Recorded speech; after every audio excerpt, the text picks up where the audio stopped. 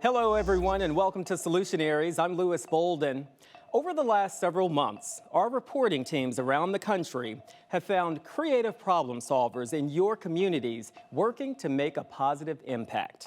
Our stories are solutions-based, which means we offer proof of solutions and then explain how they work. And as journalists, we challenge those solutions because we're with you. We know there aren't any perfect solutions.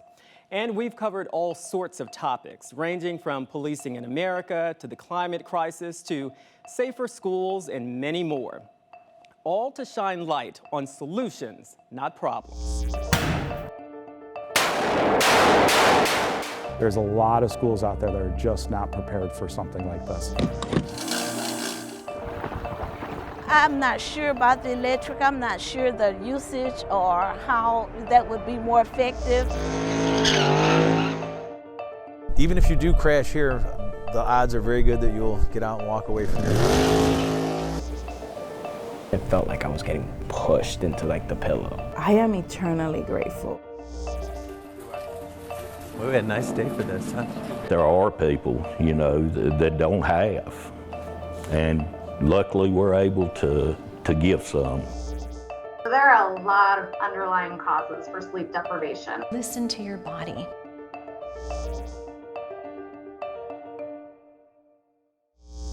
These topics and these ideas frequently lead to uncomfortable conversations, but sometimes uncomfortable means growth, and growth means progress. In this episode of Solutionaries, that's what we're celebrating: growth, progress, and of course, solutions. And over the last several months, there's been a lot of positive efforts to celebrate. But we're going to start with a topic that has found its way into headlines far too often: school safety. As of this taping, according to Education Week, there have been 47 school shootings in America in 2022. That is far too many. One is too many. When your kids head to class, their safety is a top priority. And as we learn more about the breakdowns that lead to horrific school shootings, we're looking at potential solutions to make campuses safer. Public school leaders across the country have hired a private company to do a security audit and training. That New York-based company builds special glass to slow down an attacker and provide more time for students and teachers to find safety.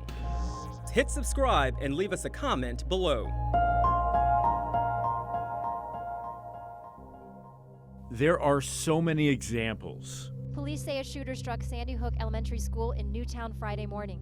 Children and teachers targeted, killed in class. Evil visited this community today. The latest attack in Uvalde has administrators across the nation looking at school safety. We take every student who comes through those doors, and our job is to ensure when they're inside of our domain that they are safe. With 130,000 students in 196 schools, that's no easy effort for Duval County Public Schools in Jacksonville. This is one of many districts nationwide making a deal with a private security company called Armored One. The group has contracts with schools in almost every state. With such an important issue, we wanted to see what this company is all about. We flew to its headquarters in Syracuse, New York. It's where experts train, test, and transform to make schools safer. But before we can look at this, we need to examine the problems. Why did you start this company?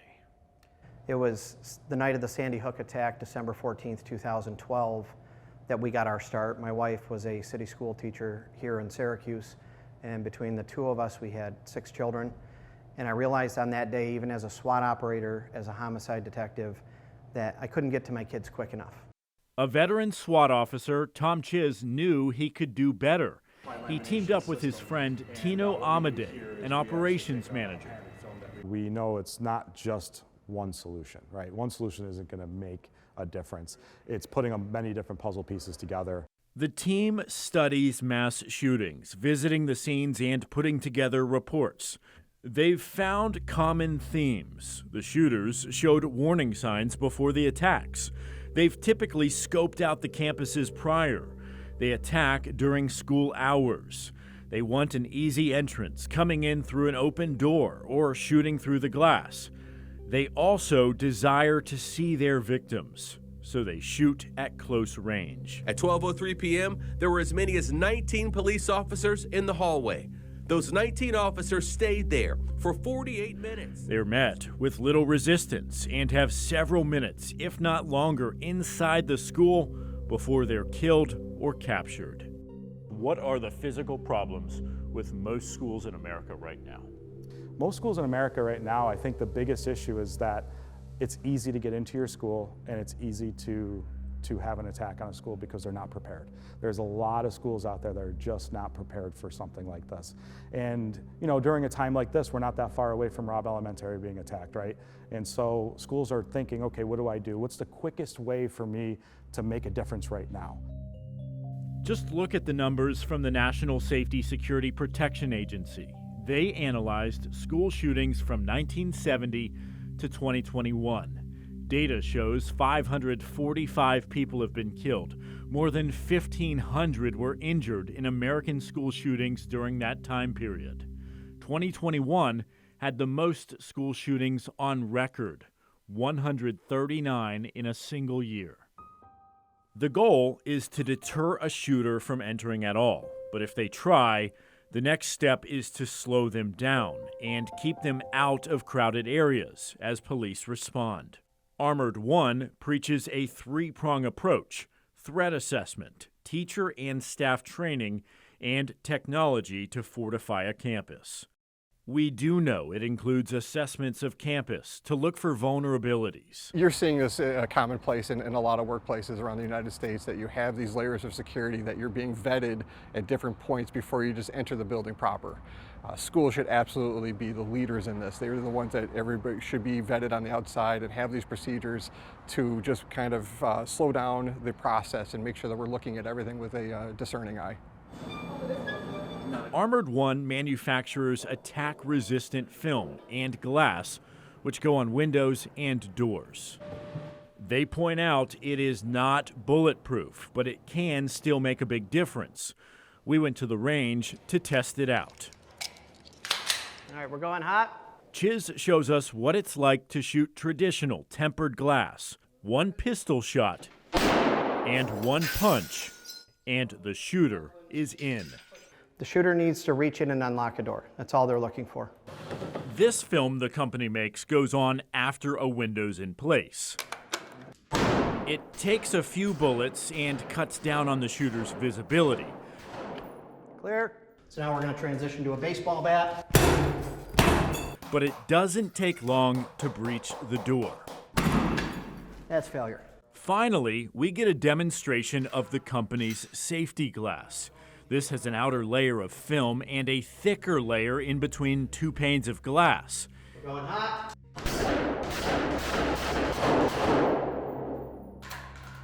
Then he let me put it to the test.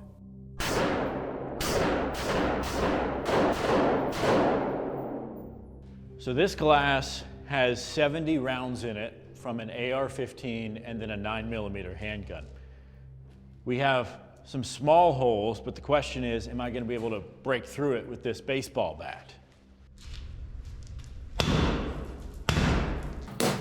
That takes another several minutes, giving students and staff the time to run, hide, and barricade. Plus, police have a chance to rush in. The team here even tests their products in attack-resistant doors, using a battering ram with 250 pounds of pressure. 3, 2, 1. You may be wondering the cost. Armored One glass is about 15 to 20% more expensive than a typical window pane. It's a price the company says is well worth it. All of this costs money, though, and it's a big chunk in an already strained budget for many school districts. It's true. I mean, you got limited budgets, you got inflation happening, you got legislation making changes, taking things away from our schools, making it more difficult, but that doesn't change the fact that there's a problem in our society, and that we can't, just because we can't afford it doesn't mean we can't ignore it too at the same time. Couple this with an on-campus alert system and top-notch training, And Armored One claims schools will be significantly safer. I would say 80% of our buildings are not built for true security to protect. And I'm not talking, we don't want your place to look like a prison. We actually want the most gorgeous looking, relaxed atmosphere for these kids, but it's got to be done right. What has been your proudest moment since you started the company? Our proudest moment so far has been stopping an attack on a school. A teen attacker, high on drugs, came back to the school that expelled him. He had a weapon, but the protocols were in place, and he couldn't get through the single entry door. Staff and students knew what to do. They were able to get out of hallways, into safe rooms to get people out of the building that needed to be out of the building, and we were able to hold him at bay up near the front entry for about 8 minutes before police arrest him at gunpoint. And it's hard to say how many he could have killed or injured that day. And even saving one life is worth the effort. Research from the nonprofit group The Violence Project shows most school shooters were current or former students. That means they know the layout of the campus, so security plans must be extra tight. Security experts also point toward red flags when discussing shooters. Click the link above to learn more about that. In Houston, mobility is a big concern. Add a sprawling city with congested freeways, fluctuating gas prices, and you get a recipe for frustration and major costs. So what's the answer?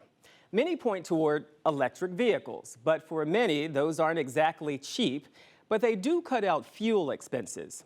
What about public transportation? An option for most major cities, but not convenient for people living in the suburbs or outside the city center. KPRC's Joel Eisenbaum goes looking for answers in Space City.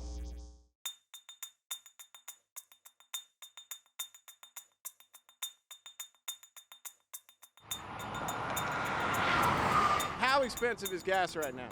It really, really hurts. A lot of money. A lot? A lot of money.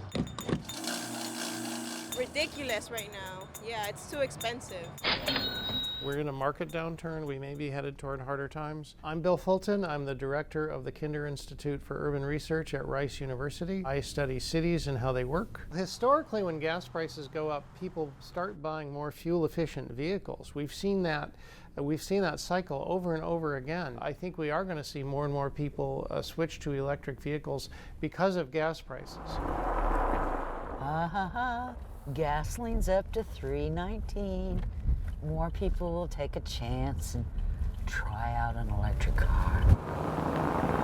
My name is Nan Hildreth. Shanoop Qatari. This is my 2019 Chevrolet Bolt. It's a Tesla Model 3. Whether gas is $4 or $3 or $2.50 a gallon, the economics are so compelling. So no maintenance. I think it might be $10 to $12 of electricity a month that's being used to charge a vehicle. You put in gas and put in gas and put in gas, and that adds up. I'm paying the equivalent of 95 cents a gallon. They're a lot cheaper to fuel. To switch to an electric vehicle, electric vehicles are still quite expensive. It's driving itself. Going about my first Tesla, absolutely unaffordable for the average consumer.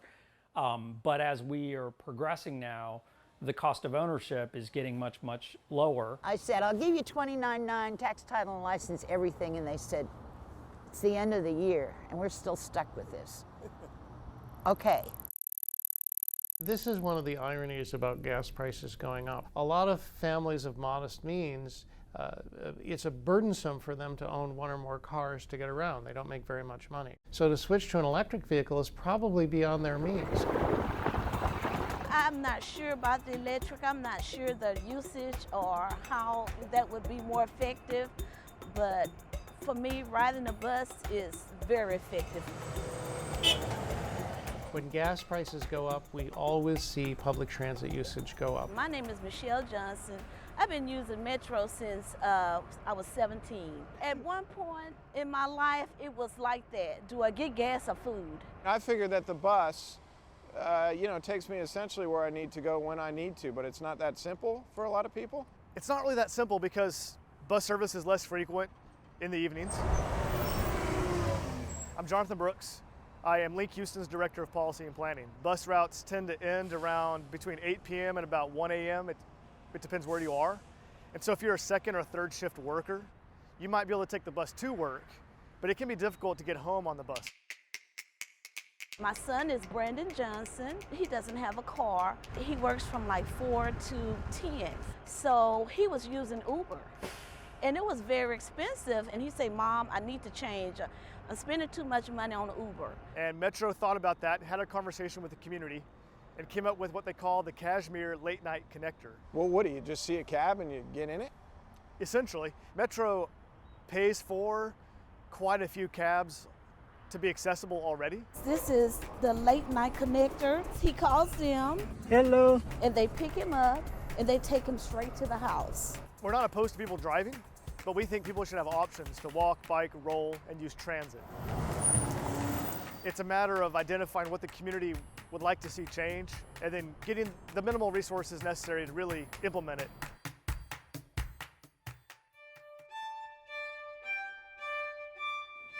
According to Statista.com, in 2022, Americans bought nearly 770,000 electric and hybrid vehicles. In 2016, that number was 151,000 and some change. That number is expected to grow to more than 2.1 million electric or hybrid vehicles sold in 2027. In just moments, solutions for dangerous streets.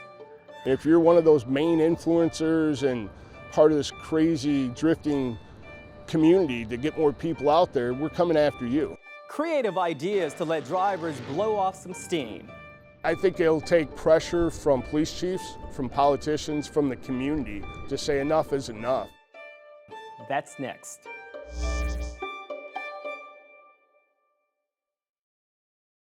The happiest moments. The heroes who inspire. Something good is happening here. Search for Something Good Show on YouTube and subscribe to the channel. Something Good. The good news you need.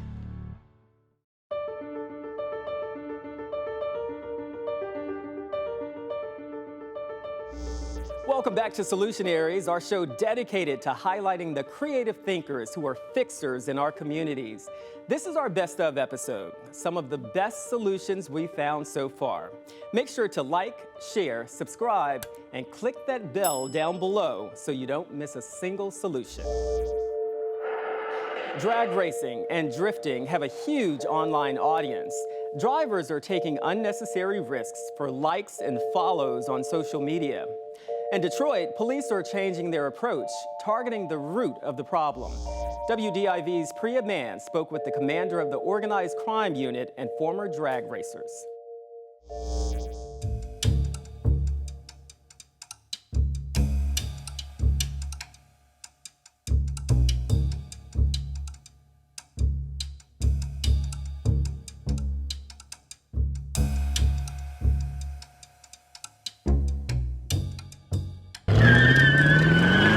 Now that I'm older, I'm like, I can't believe I used to do those kind of things. You know, when I see them drifting and, you know, corners shutting down the freeways, I can't believe that. When Bobby Flowers was a teen growing up in Detroit, he loved drag racing on city streets. It's a rush, you know, that's all I can really say. It's a little rush. And even if you're not racing, just watching there doing it, that's what brings so many spectators. It's still a rush. Those spectators are now growing exponentially on social media.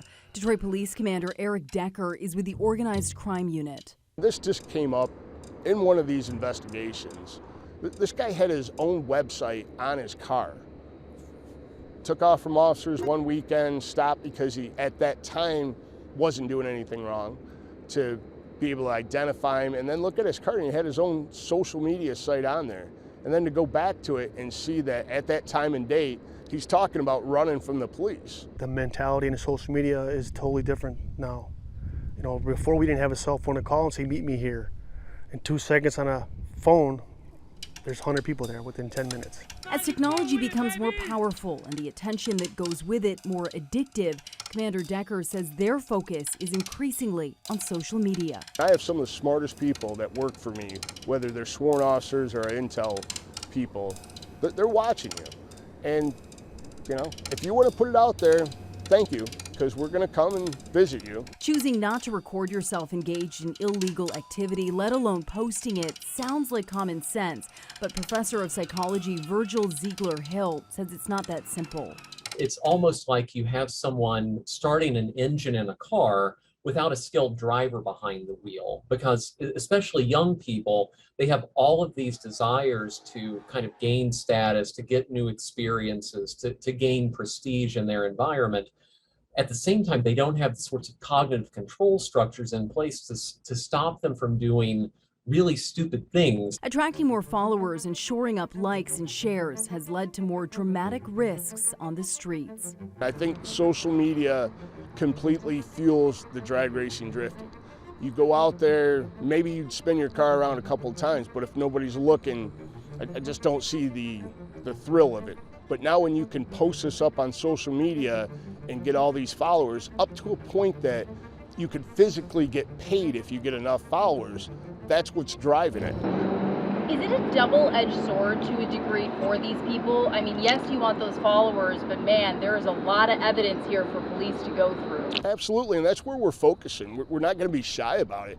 If that's what you want to do is put it up on your social media site, you can bet Detroit police are monitoring your social media site.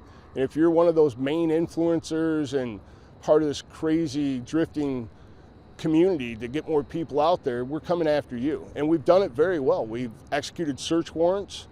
We've taken some doors off the hinges. We've taken cars. Holding tech companies accountable, forcing these platforms to remove dangerous videos has not yet gained traction. I think it'll take pressure from police chiefs, from politicians, from the community to say enough is enough and put that back to the social media sites and for them to go, okay, you're right, and remove that. Well, I think tech companies most certainly have a role as well. And I completely agree with the idea that there just isn't the sort of a sustained political will and financing that would be required to deal with these situations more quickly. They're advocating an illegal activity. I think they are definitely culpable for this, and I'd like to see more pressure put on them. It's an illegal activity and people are dying. Parents and guardians also play an important role, being engaged with their child's use of social media and having honest conversations about the risks involved. Is there an easy message that parents can send to their kids that would help kids mature more rapidly? I don't think so. That's why I think parents monitoring their children, being more involved and aware of what they're posting, how they're posting, and the consequences of those sorts of things would probably be the most important thing as kids are still going through these maturational processes. On the streets, the strategy is evolving. Detroit police are focused less on arrests and impounding vehicles and more on catching the influencers and heavy hitters. Last year we had a lot more officers out there and they're a lot more traffic focused, just any stop they could make. And when you have that multitude of force, cars stop more. This year, it's fallen under my preview, organized crime. Here's a look at the stats in Detroit. Last year, police conducted more than 2,500 traffic stops, impounded 258 vehicles, and made 140 felony arrests. So far this year, police have conducted 263 traffic stops, impounding 72 vehicles, and made 24 felony arrests. Probably at the end of the year, we're not going to have, it might be half of the numbers as far as how many tickets we wrote, how many cars we impounded, maybe even arrest. Again, it's lower in manpower, but it's a lot more laser focused. So that's why the numbers are different. It's more of an operation currently just to keep people moving, to not let people organize, to not let people stop. Getting drivers off city streets and racetracks like this could be one of the best bets to curbing illegal activity. The Milan Dragway has just reopened after a 2-year hiatus and is one of the only dragways of its kind in Southeast Michigan. We love drag racing, and this was the last place in Detroit that was left to do it, so we didn't want that to go by the wayside. There's something for everyone here. You can bring your mom's minivan or you can bring your top fuel dragster. Harold Bullock and Perry Merlo are the new co-owners of the Milan Dragway, and they say this racetrack has everything adrenaline junkies are looking for. We do a lot of no-prep racing, which is what those guys like. That means we don't put any traction compound or rubber on the track, and this is an actual street feel. When these cars go down this track, not only do you hear it, you feel it when they go through here.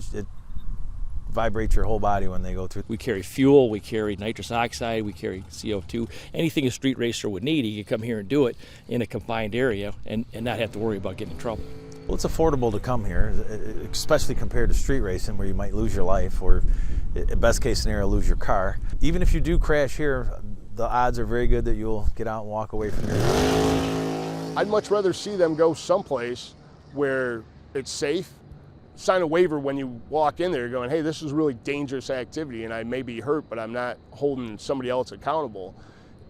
And like I talked about, that innocent victim that's just driving down the road. This is happening on public highways. As drifting becomes more and more popular on social media, the Milan Dragway is actually in the process of converting this parking lot into a drift pad so drivers can record themselves drifting safely and then post it online for others to see. You come here, that you're not going to run into anybody, you go as fast as you want, and you're with like-minded people. A lot of those people that are street racing out there are young. They didn't even have a track back then to go to. So now we have this to come here and just see if you like it. You might like it better than the streets. Bobby is now a regular at the Milan Dragway. I'm here 80 hours a week.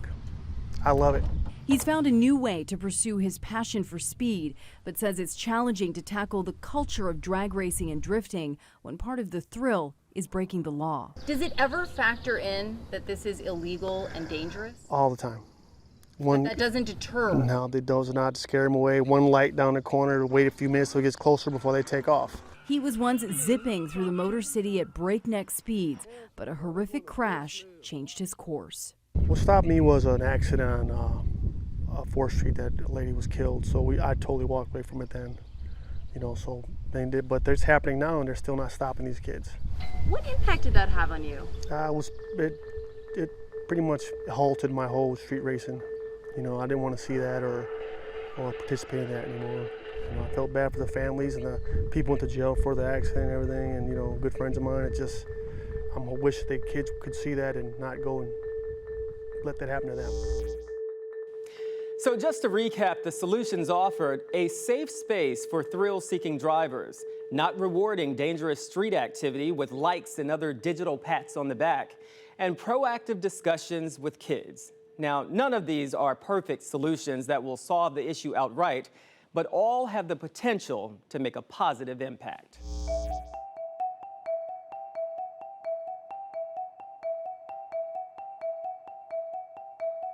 A major issue that affects us all is inflation. Higher prices on everything. And for people on a fixed income, that means tough decisions.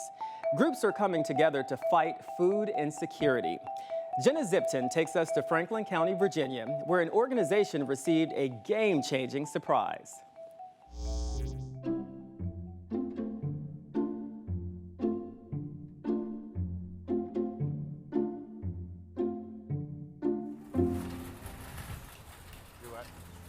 We had a nice day for this, huh? Morning. For me personally, it's hard for one person to do something alone, but when you get with a group like Rocky Mount Rotary. Is that it? 2 gallons. Okay, we got it? Yep. You can do so much more as a group. Thanks, guys. I'm Bill Jacobson. I'm a member of the Rocky Mount Rotary Club. Well, the Moo Crew really was a brainchild of our president, Joey Cornwell. And Joey was a dairy farmer, grew up as a dairy farmer, and there are a lot of dairy farmers that are in our Rotary Club. So he had this challenge through Rotary International, and we needed to come up with something we could do as a club in addition to the little free pantries, which is something we also do. So he decided that the Moo Crew would be created. Every week we have a little cup in the middle of our tables and we put dollars in there, and that helps pay for us to deliver milk every Tuesday, and that's the Moo Crew. Through today, we have delivered 388 gallons of milk.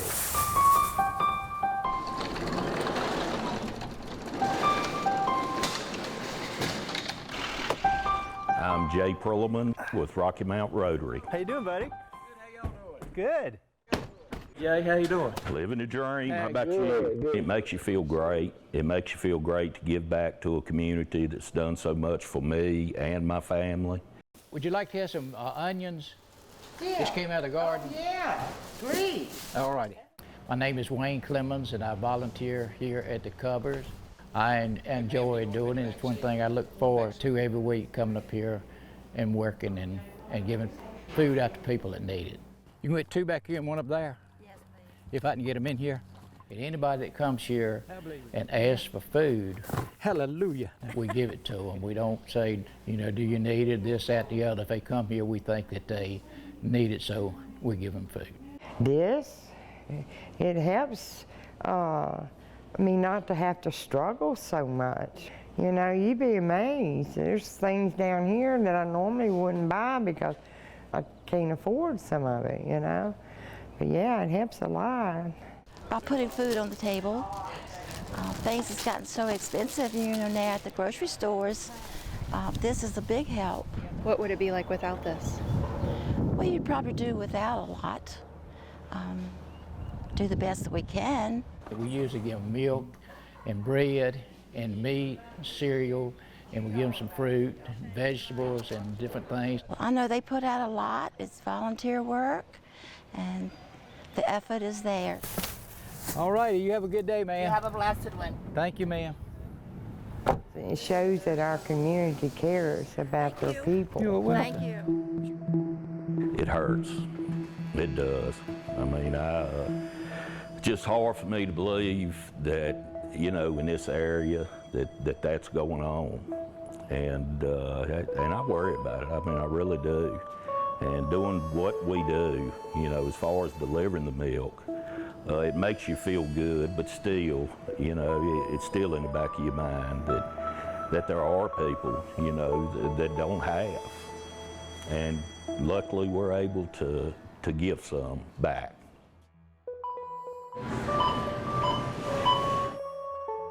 All right, guys. Today I heard what you guys are doing. We appreciate it. We'd like to donate this today to you guys. All right? Thank with you the so $200 and much. $50 gift card for the donation for the community. Thank you so much. Thank you. No problem. Thank you for it. No problem. Appreciate Thank you, guys. Thank you. Today's paid for. Yeah, And then another $250. So what will that mean? that means we can continue doing more. That was great news. Very great news. Kroger, A1. I mean, oh my goodness. I have some great news for you. Good, good. This morning we went and picked up our milk. Good. And Fritz, the manager at Kroger, not only paid for the milk today, also is donating $250 to Rotary to keep the milk coming, and also donating $250 to you over here at his cupboard. Oh, well, that'd be great. We can use that money. We use it, buy some bread each week for the people. And we're about to run out of the bread money, so that will come in handy. We can use it for that. Good stuff. Well, that'll be great. That's good stuff. Very good, very good.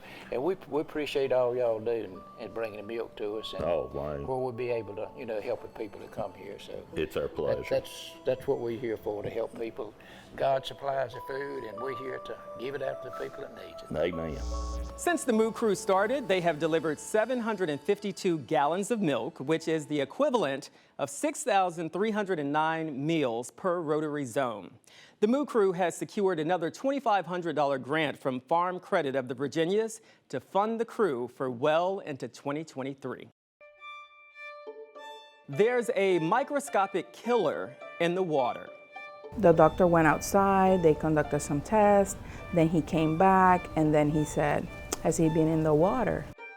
The brain-eating amoeba kills 97% of the people it infects. The only drug, there's the pill, that kills this amoeba. A truly life-saving solution next.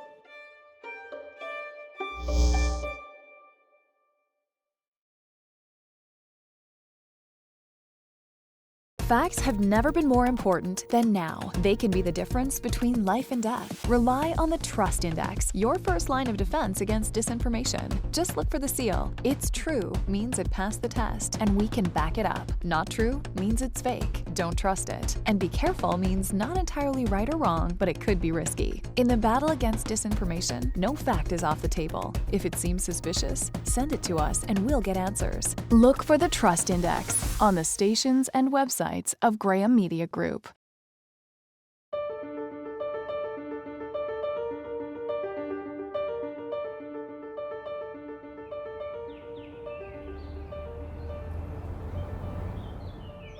Welcome back to Solutionaries, where we highlight people in your communities working to solve problems and make life better, not just for themselves, but for everyone.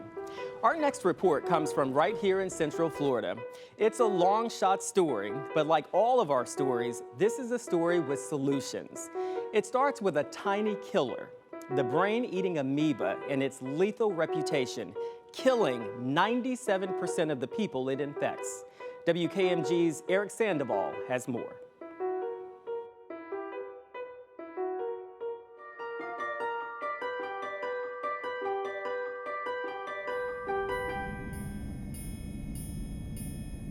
In August of 2016, 16-year-old Sebastian De Leon and his family traveled from South Florida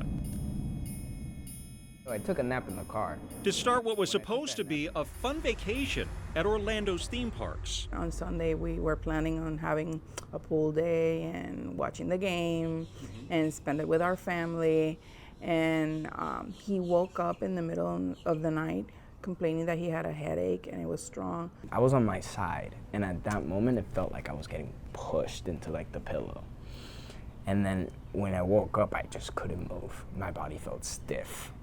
And that's when I told my mom, like, this is not normal. So I just woke up my husband and told him, listen, we have to go to the urgency or the emergency room because this is not looking good. They asked me had I been in fresh water. And that's when I told them that, yeah, I had. Doctors immediately suspected that Sebastian may have contracted Naegleria fowleri, better known as the brain-eating amoeba, by swimming in a summer camp pond. It's a microscopic organism that quickly destroys brain tissue and can kill in just days. Tell me about the moment they came out and told you what it was. I still remember it, but at that moment, I felt like time stopped. The next words were, I want you to say your goodbyes, because we're gonna put him in a coma, and we don't know if he's gonna wake up.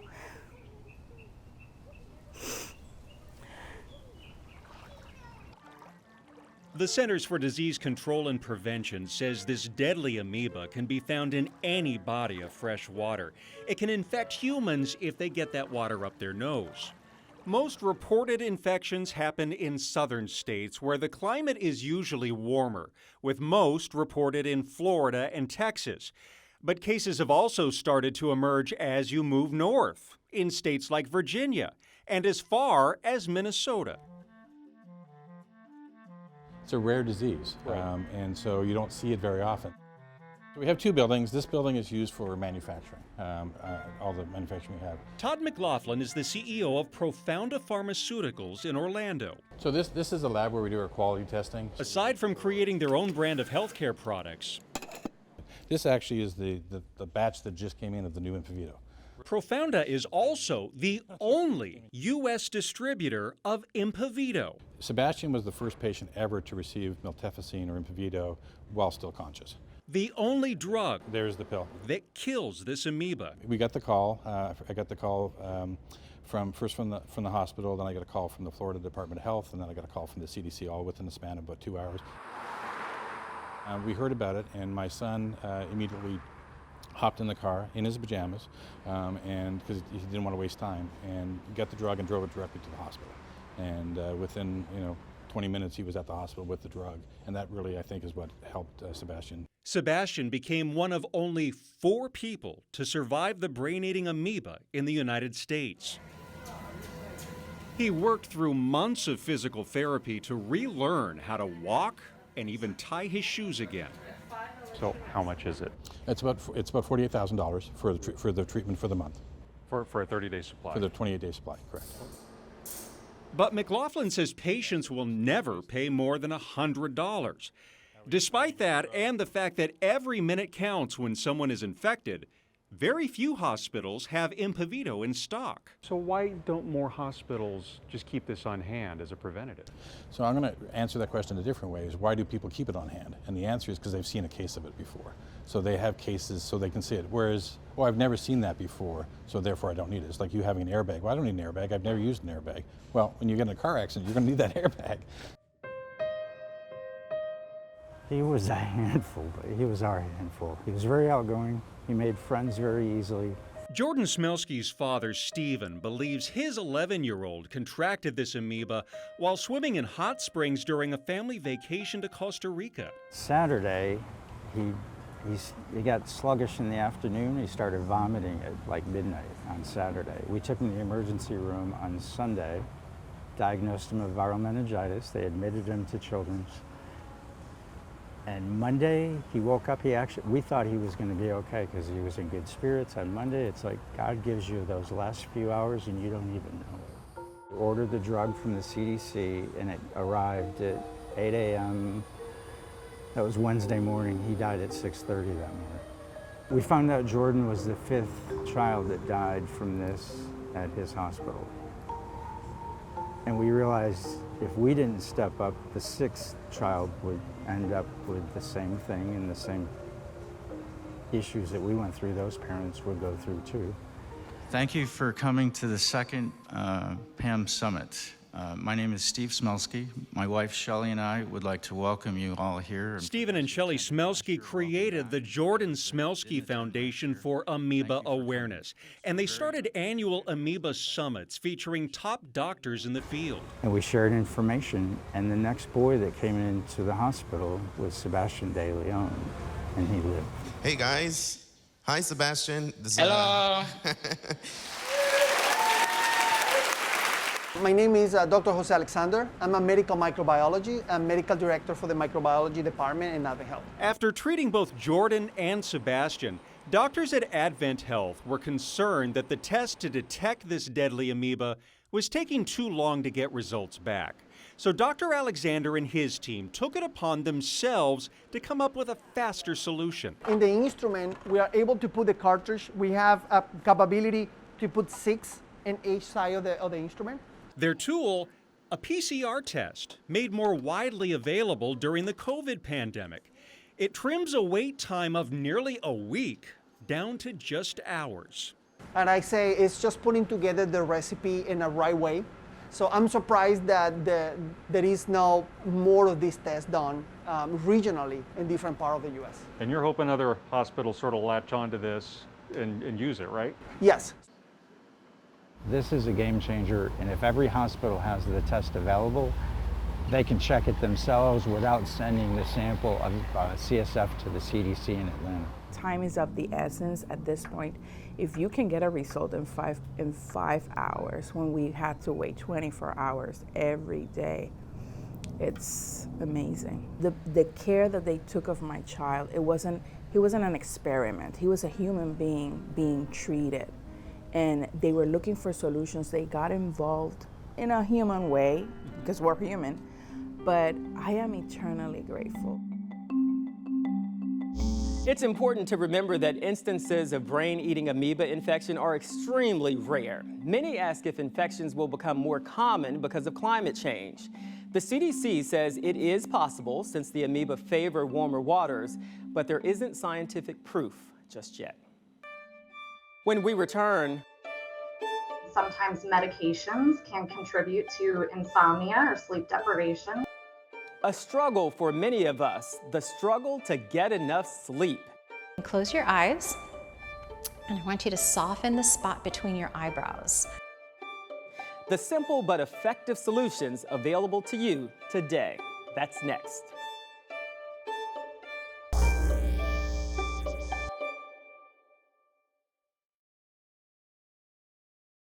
Marketing can make or break your business. You can spend tens of thousands of dollars, but how do you know if it's working?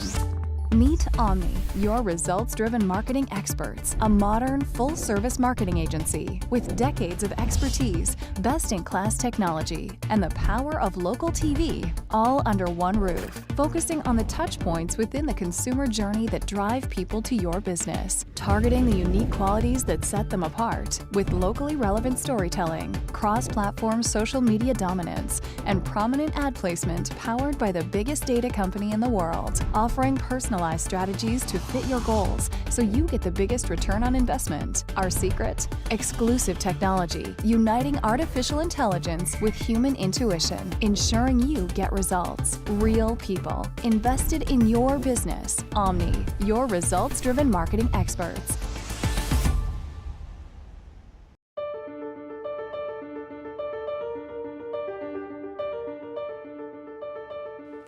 Welcome back to the Best of Solutionaries. We're highlighting some of the best solution stories we've reported over the last several months. Sleep. It is something we all need, but many don't get enough of. Numerous reports show a lack of sleep contributes to several health problems and poor performance in our day-to-day lives. KSAT's Stephen Cavazos shows how mindful movement can lead to a revolution of rest.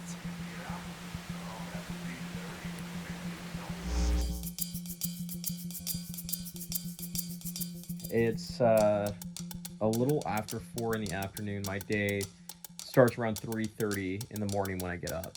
And so all I want to do is just get into cozy clothes. It's a little bit before 7 p.m. So the tricky thing is trying to get enough sleep before then. It's already a little bit after 8 in the evening, and I'm hoping my mind doesn't go racing different directions as I lay my head down on my pillow, but we'll see how it goes. All right, I got about 5 hours of inconsistent sleep, and I'm already hearing that it's going to be a busy morning, so I have to head down to the station, but not feeling super awake just yet. Now, a lot of us are always on the go, but experts are reminding us to slow down and remember to breathe. Inhale for 4. Hold for 7 if you can. And then exhale for 8. Balance. Lengthen up, push up. Serenity Hold for and movement. Cross completely over. For Stacey Orsog, it's a daily ritual, and it's also a priority. I practice what I teach, what I preach, so that I can be an example. And it's hard. It's hard, and I don't always want to do it. But if I don't do it, I'm not giving the best of myself, and I'm not honoring my body. And what she practices, yoga, and it's mindful movement.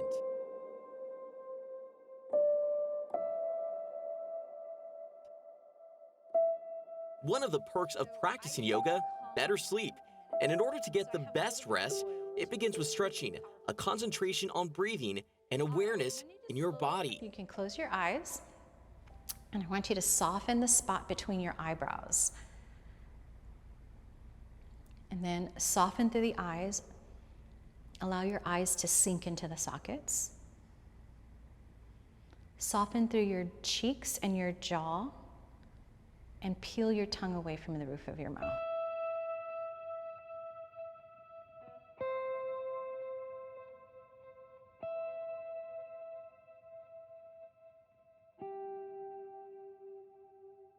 So there are a lot of potential underlying causes for sleep deprivation. It can be anything from underlying medical issues like people dealing with chronic pain, mood disorders like anxiety or depression. Sometimes medications can contribute to insomnia or sleep deprivation.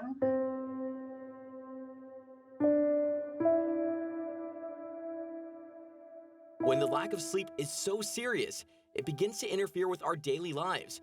Vodder says it's time to seek medical help. However, she believes yoga can be beneficial to most who suffer from lack of sleep. A lot of times when people are lying in bed awake and their mind is just racing and they're starting to get that anxious feeling, that just stimulates your mind and your body further. And the more stimulated you become, the more difficult it is to fall asleep. So if you can come up with ways to relax both your body and your mind, you're setting the perfect stage for good rest.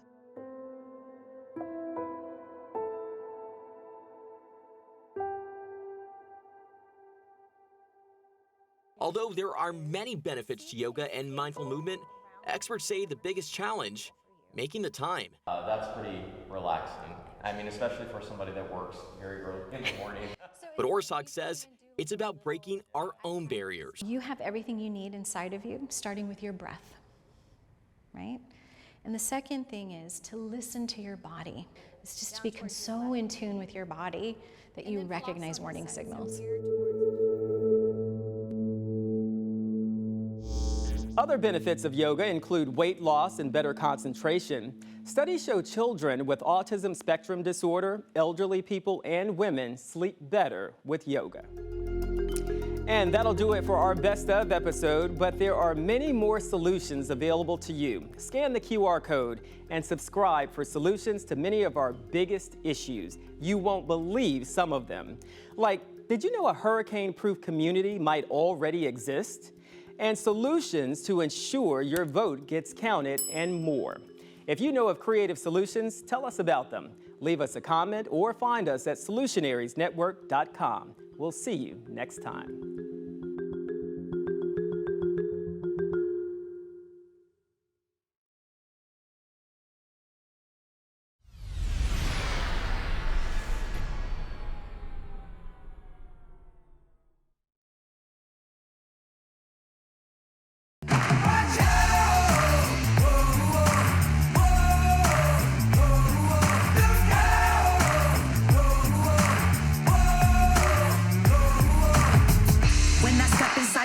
I give everything up for any challenge. I accomplish anything. Right hook, yeah, I'm just throwing punches, standing tall, never ducking. I'ma always fight for something. I'm a heavy hitter. I'm a heavy hitter. Call me a conqueror. I break down every door. You're gonna hear me roar.